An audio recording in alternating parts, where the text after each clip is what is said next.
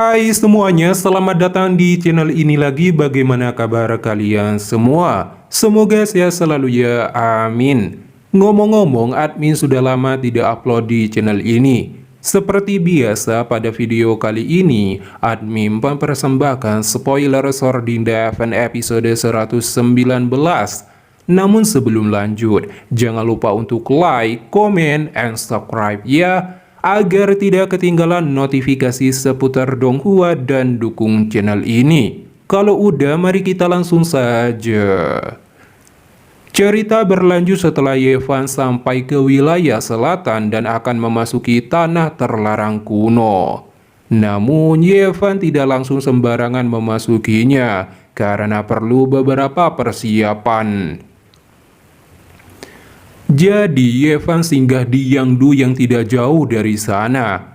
Di sisi lain, seorang wanita cantik turun dari langit. Dia mengenakan gaun panjang berwarna hitam dan perak bermotif emas yang membuatnya tampak anggun. Kakinya yang jenjang terlihat jelas dan sosoknya yang sempurna. Meskipun fitur wajahnya belum terlihat untuk sementara waktu, dia memberikan pesona dan kecantikan yang memukau. Jauh lebih baik daripada model baru Jizu yang kembali, bahkan dapat menyaingi Yao Xi, Yao Guang, dan Yao Ji. Sebenarnya wanita cantik ini, yang tangan kirinya berwarna putih dan hitam di tangan kanan, dari sini dapat disimpulkan bahwa dia adalah santo dari sekte Yin Yang, sebuah sekte tak tertandingi di wilayah tengah Hainan. Tujuan santo Yin Yang datang menuju tanah terlarang kuno karena pemimpin sekte Yin Yang menginginkan obat keabadian. Namun santo Yin Yang secara tidak sengaja menemukan Sionanan dan ingin menangkapnya. Setelah Yevan keluar dari tanah terlarang, dia murka dan berniat membunuhnya. Di sisi lain, Yevan sedang mencari tempat peristirahatan sejenak, tetapi dia bertemu dengan wanita yang dicintainya, Jizu, di tengah jalan Yangdu dengan tampilan barunya. Dia mengenakan aksesoris rambut seperti bunga yang membuatnya tampak lebih baik dan cantik. Nyatanya Jizu muncul di Yangdu hanya untuk Yevan. Pasalnya, berita tentang cedera Yevan sudah lama diketahui dunia, terutama Ji Hui yang mengetahui bahwa Yevan akan pergi ke tanah terlarang kuno untuk mencari obat abadi dan mengirimkan orang-orang untuk menyergap dan membunuh Yevan. Kali ini, Jizu muncul di Yangdu untuk mencari Yevan. Karena kabar bahwa Yevan akan pergi ke tanah terlarang kuno untuk mencari obat abadi telah bocor, dan Ji Hui mengirimkan banyak orang untuk membunuhnya. Jizu mengikutinya dan ingin memanfaatkan kesempatan itu untuk menyelamatkan Yevan. Yevan yang menyadari memilih untuk tidak mengenali Jizu untuk sementara waktu. Ketika Jizu melihat Yevan pura-pura gak kenal, dia tidak menghampiri Yevan, melainkan membawa anggota keluarganya ke arah lain. Kemudian Yevan melihat dan bertemu dengan Sionanan dalam keadaan mengemis di mana-mana, yang membuat orang-orang merasa sangat risih. Kini 3 tahun telah berlalu, dan Sionanan sama sekali tidak berubah. Dia masih mengemis dan ditindas. Hal ini membuat Yevan merasa kasihan dan menyadari bahwa Sionanan agak spesial. Pada akhirnya Yevan berencana untuk mengadopsinya, yang membuat Sionanan sangat bahagia. Setelah itu Yevan memasuki sebuah kedai untuk beristirahat. Namun Ji Hui telah mengatur mata-mata di kedai ini, menunggu Yevan jatuh ke dalam perangkap, sehingga Ji Hui dapat membunuh Yevan.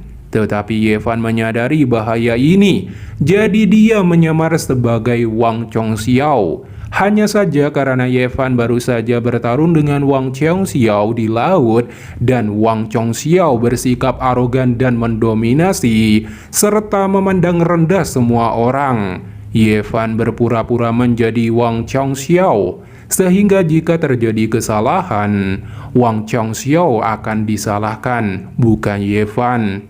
Di saat yang sama, Ye Fan melihat keturunan Jihu menindas Zhang Wanchang yang membuat Ye Fan tak tertahankan untuk menamparnya. Ia langsung bertarung di tempat dan membunuh keturunan Jihu yang dianggap sebagai balas dendam untuk dirinya sendiri dan kepentingan utamanya.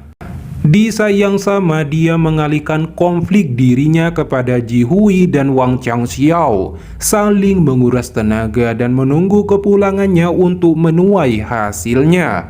Setelah masalah ini selesai, Ye Fan bersiap untuk menjelajahi tanah terlarang kuno. Jadi dia menempatkan Xiao Nannan bersama Zhang Wanchang. Lalu Xiao Nannan juga berganti pakaian baru dan terlihat jauh lebih cantik. Di saat yang sama, Ye Fan juga memberitahu Ye Wuling bahwa dia tidak akan kembali hidup-hidup. Dia juga menitipkan Xiao Nannan kepadanya. Di sisi lain, dua naga energi emas turun dari langit secara mengesankan dan langsung berubah menjadi Kaisar Gohua. Kedatangan Kaisar Gohua ke wilayah selatan untuk menemukan ramuan abadi. Karena masa hidup Kaisar Gohua akan segera berakhir, jadi dia datang ke sini untuk menemukan secercah harapan. Kaisar Gohua dengan berani memasuki tanah terlarang kuno, tetapi ada monster kuno yang tinggal di luar tanah terlarang. Kaisar Gohua dan cangkrik emas hitam pecah dalam perang, dan cangkrik emas hitam langsung menjungkir balikan 3 kapal perang dinasti Gohua. Meskipun Kaisar Gohua baik-baik saja, tapi pasukannya kocar-kacir. Tepat pada saat ini, Ye Fan dan Ye Wuling muncul di atas tebing di bawah pertempuran tersebut. Karena Ye Fan benar-benar ingin memasuki tanah terlarang kuno yang sangat berbahaya, Ye Wuling meminjamkan harta karunnya yang paling berharga, kain harta karun penutup langit, kepada Ye Fan. Tahukah kamu, kain harta karun penutup langit dapat menahan bahaya di tanah terlarang kuno dan memungkinkan Ye Fan untuk masuk lebih dalam ke tanah terlarang. Wang Chongxiao mengejar Ye Wuling jauh-jauh hanya demi kain harta karun penutup langit tersebut. Sekarang Ye Wuling meminjamkannya kepada Ye Fan tanpa ragu. Setelah Ye Fan mendapatkan pakaian harta karun yang menutupi langit dan mengamankan gadis Xiao Nannan, dia resmi berangkat dan memasuki tanah terlarang kuno lagi. Kali ini Ye Fan akan benar-benar menemukan 9 revolusi pengobatan keabadian, dan kemudian Ye Fan akan dapat menyembuhkan Lu Kau Dao Agung. Namun di luar tanah terlarang kuno, Ye Fan langsung dihadapkan dengan banyaknya monster dan juga berbagai penjaga di tempat suci.